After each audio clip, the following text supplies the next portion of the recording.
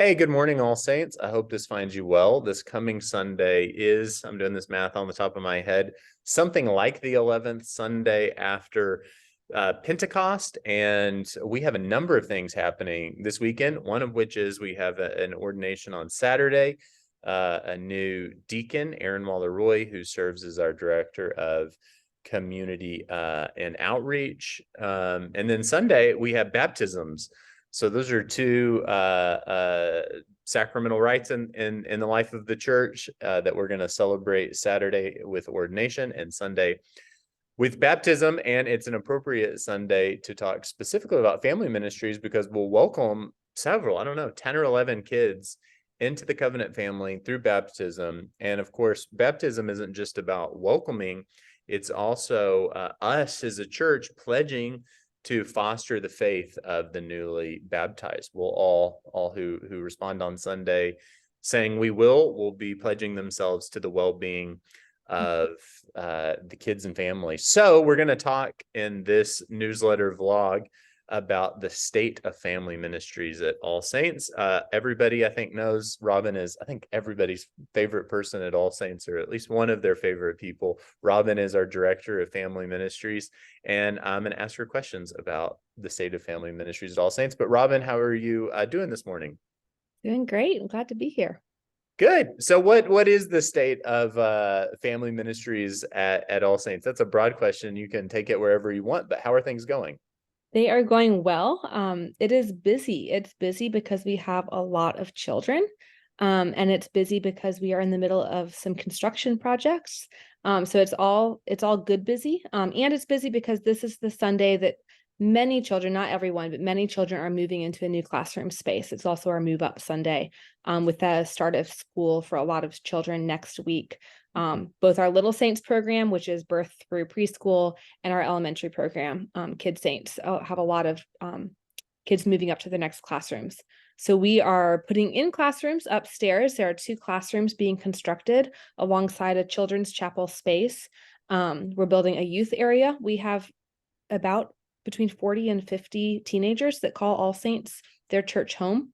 Wow. And we are continuing to figure out the best placement for our Little Saints. We have nearly 70 children under the age of 2 that come to All Saints. So, and about 100 on any given Sunday in the Little Saints program. So figuring out how to best organize those classrooms and staff them and care for those kids and welcome them and be hospitable to their families. But it's all fun things happening. Yeah, it's fun to think about. Right now as the construction's happening. I'm in the sanctuary because there is no other quiet place, and I don't know for how much longer this will stay quiet. The construction is causing some temporary problems as we long for a better day. One of those is there's no place for kids last Sunday or this coming Sunday to play in terms of a playground. Tell us about where the playground isn't open yet, and how that's going to be better for families, the new playground space. Sure. So we have, if you walk through the narthex, there's the kitchen with the big windows that open up onto kind of a patio area. And what we're doing is we're moving the playground to be adjacent to that patio area so that the adults can stand under the shade. Actually, the timing of the services and the position of the building, there will actually be shade on the playground from the building for the most part, which is really wonderful.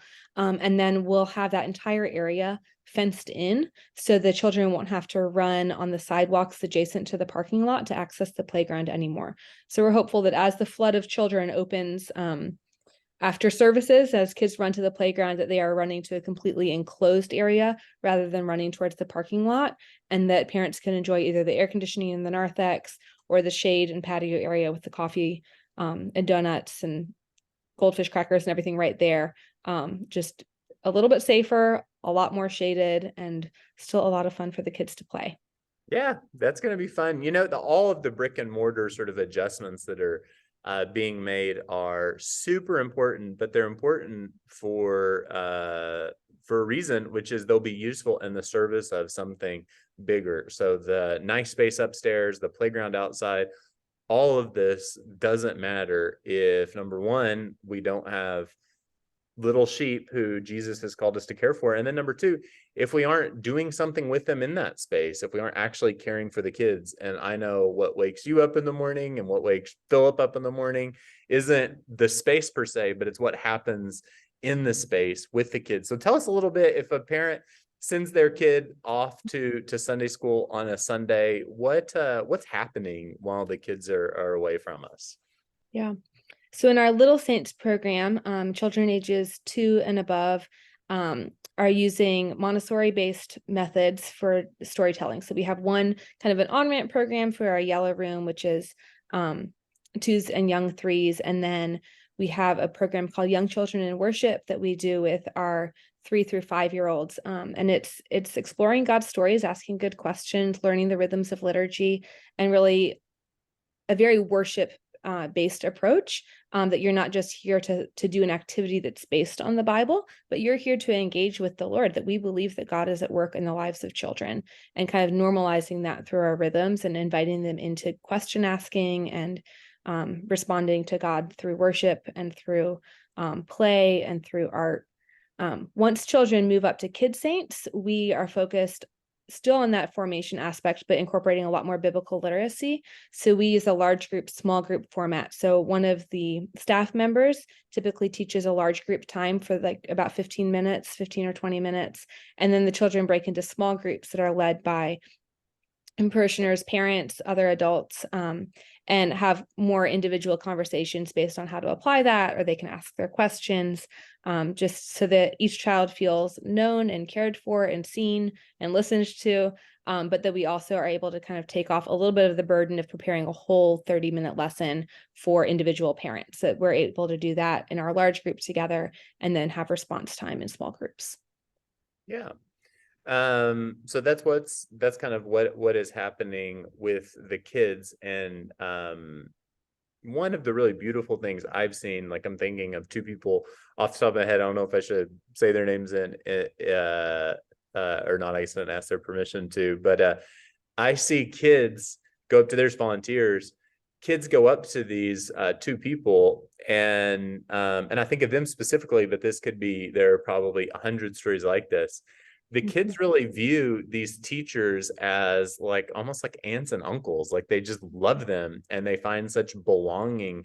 And it's really cool for the kids to have those older folks at church who aren't their parents, who they just know this person loves me. They notice when I'm not there. And then thinking of what it means to those older people just to have kids who they know in church. And it's really nice to feel loved at church. It's really a benefit for the teachers as well as the students.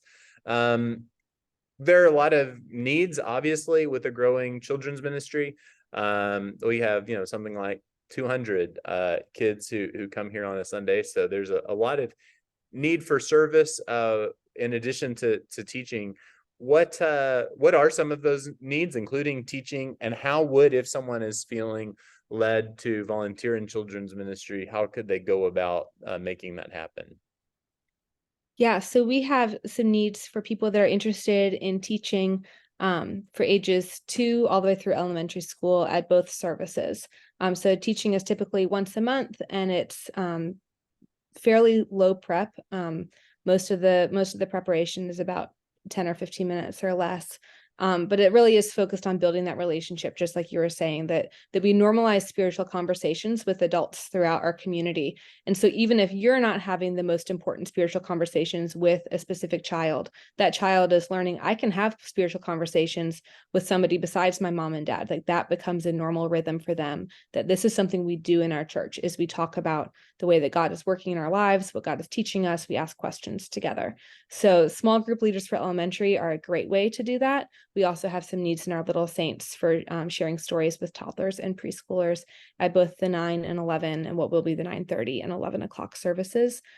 We have both a QR code at the Family Ministries table, and then there will also be links in this newsletter. So either you can stop by on Sunday morning and I can point you to the exact code that you can fill out a form, and it'll list age preferences, frequency preferences,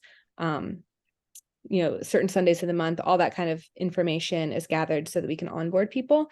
But then you can also, there will be links in this newsletter for specific forms that you can fill out, and we can be in touch even with a phone call and just share more about the opportunities. Awesome. Well, Robin, I know I speak for everybody at All Saints when I say thank you for how much you attend to our kids and love our kids and lead our kids so well. So thank you for that. And if you've been watching this and you'd like to talk with Robin more or me more, my email is dustin@ascdallas.org. Robin's is robin@ascdallas.org. Feel free to reach out anytime. In fact, just yesterday, a new family, the Wylands, said, I see that there's a place for coffee with clergy. They said, does that go for kids too? I don't think they want their kid to have espresso right before bedtime, but they were just asking, can a kid meet with a pastor? And of course that's the case. They're members of the church. So I hope what you hear this coming Sunday and the days leading up and following is that our kids really, really matter, and not because they're future Christians, but because they're Christians and members of the church now, and we want to treat them and value them as such. So thank you for watching, and we will see you Sunday for the 11th Sunday after Pentecost. Go in peace.